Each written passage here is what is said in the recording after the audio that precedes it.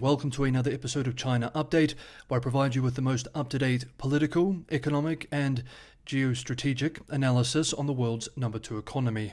My name is Tony.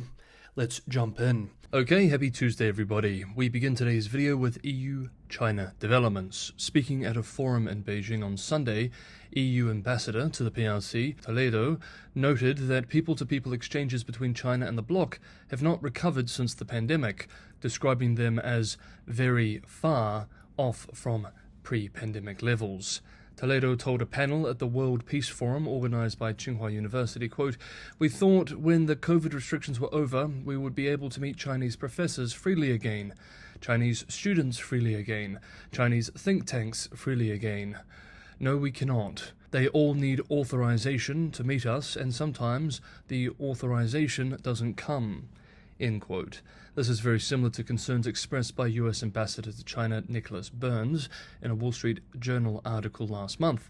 We remember that Burns complained that Beijing was frustrating efforts to have more people-to-people events organized by the embassy, despite the commitment to push these sort of efforts from Biden and Xi in San Francisco last year, adding that Chinese officials have interfered with 61 public events organized by the US Embassy in Beijing since November. Toledo made a few more points in his speech, including casting doubt on the EU-China partnership over concerns with Ukraine. Quote, "I must say that the Russian aggression in Ukraine has caused tremendous damage to the image of China. The fact that China didn't participate in Geneva has done even more damage. When we look across the Atlantic, we can see our allies, the United States, helping. When we look east and at China, we are seeing a China that is not helping." End quote. He also said that in spite of offering months ago to start consultations over the recently enacted tariffs on PRC electric vehicles, the Ministry of Commerce only started engaging 9 days ago. This final point caused an angry response from the PRC Ministry of Commerce that said his, quote, "statements are seriously inconsistent with the facts. We have always advocated for addressing trade and economic friction through dialogue and consultations, considering the overall strategic partnership between China and the EU." End quote. Meanwhile, in a move surprising to many back in Europe, Hungary's Prime Minister Orban, after his meeting in Moscow with Putin, flew to Beijing to meet with Xi Jinping to discuss the war in Ukraine, as well as, quote, "the sound and stable development of China-EU relations." End quote. In the meeting, both sides made fairly boilerplate statements calling for a peaceful end to the conflict, without much in details or commitments. Xi Jinping expressed, quote, "A ceasefire can only be realized if all major powers exert a positive rather than a negative influence." End quote. A veiled swipe at the US. Orban, whose Hungary has been seen as one of China's few friends in the EU, also took the opportunity to praise Beijing.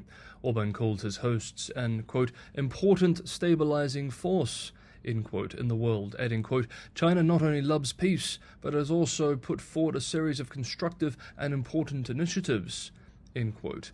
China has put forward a position paper on a political settlement to the war in Ukraine, but Western powers have dismissed this plan as compromised by Beijing's backing of Moscow. Orban also took the opportunity to criticize the US and Europe, expressing, quote, "China has a peace plan, America runs a war policy, and Europe, instead of having our autonomous strategic approach and position, we are simply copying the American position." End quote. He did not take the opportunity to criticize Russia for the war in Ukraine, however. Orban's visit has been received with mixed and, frankly, mostly negative reactions in European capitals. In Brussels, officials disavowed Orban's efforts, saying he was not authorized to conduct diplomacy for the EU. Quote, "It should be clear he is only representing his own country," end quote, said an EU diplomat speaking on the condition of anonymity to US-based The Washington Post. Eric Mamer, a spokesman for the European Commission, emphasized, quote, "he has no mandate on these visits to represent the EU," end quote. Chinese state media disagrees, with state-run Global Times writing today, quote, "The EU is currently in a special period where the boundaries between internal and external policies are blurred. Orban has seized this opportunity to further expand the powers of the rotating presidency under these special circumstances," end quote. The piece then quotes Dong Yifan, a research fellow at the Institute of European Studies at the China Institute of Contemporary International Relations, as expressing, quote, Orban's visit also reflects the gradually amplifying rational and pragmatic voices within the EU. End quote. I would be interested in hearing from European viewers in the comments section below whether they think this is an accurate statement or not. And also, just quickly, if you're getting some value from today's episode, don't forget to hit the like button. Sharing and subscribing is also a big help. Currently, about 41% of regular viewers are not subscribed, so it's just a click of the mouse button, but it's a huge help for the channel's growth. Thank you so much. Now we have one final EU-China story to cover. French media reports that the head of the Paris office of the Ministry of State Security, the Chinese intelligence agency, and his deputy were asked to leave France. The order had to remain secret so as not to offend Beijing. French outlet Le Monde reports that Paris had accused them of orchestrating an attempt to forcibly repatriate a political dissident in March. Chinese officials said it was a misunderstanding and worked hard to demonstrate their good faith, but to no avail, writes the outlet.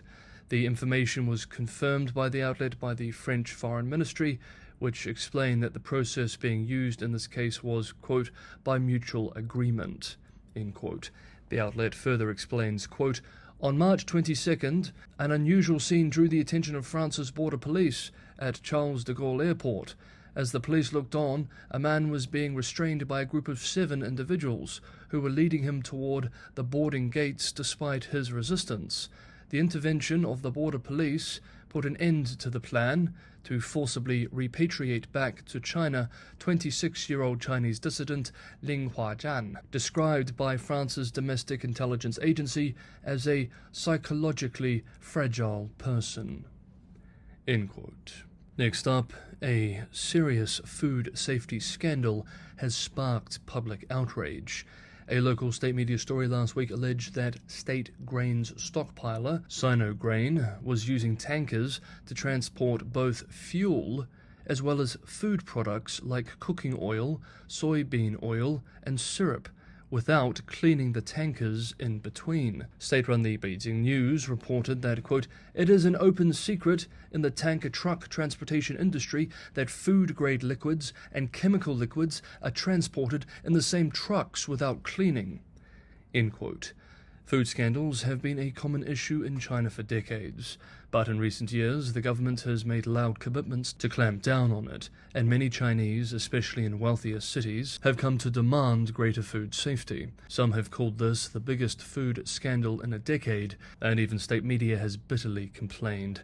In a piece yesterday, state broadcaster CCTV called the operation a cost-saving measure that was, quote, tantamount to poisoning, end quote, adding, quote, this is not only a blatant provocation to the food safety law, but also showed an extreme disregard for the life and health of consumers, end quote. During the weekend, state-owned food giant China Grain Reserves Group, Sinograin, issued a statement saying it had launched a broad inspection of all affiliated companies to detect contamination risks during the transportation process and promised to terminate cooperation with carriers found to have violated regulations. Products carried by the company have started to be pulled from shelves across the country too.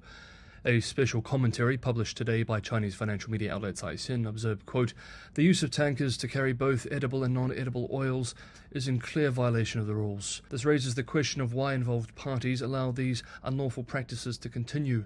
In times of economic downturn, when business pressures intensify and self-interest may dominate, there is a danger these practices could become widespread. Given these challenges, what steps should our regulatory authorities take to effectively address the issue? End quote. Okay, that is today's episode of China Update. Thank you so much everybody for watching. Have a good Tuesday, and I will see you all tomorrow.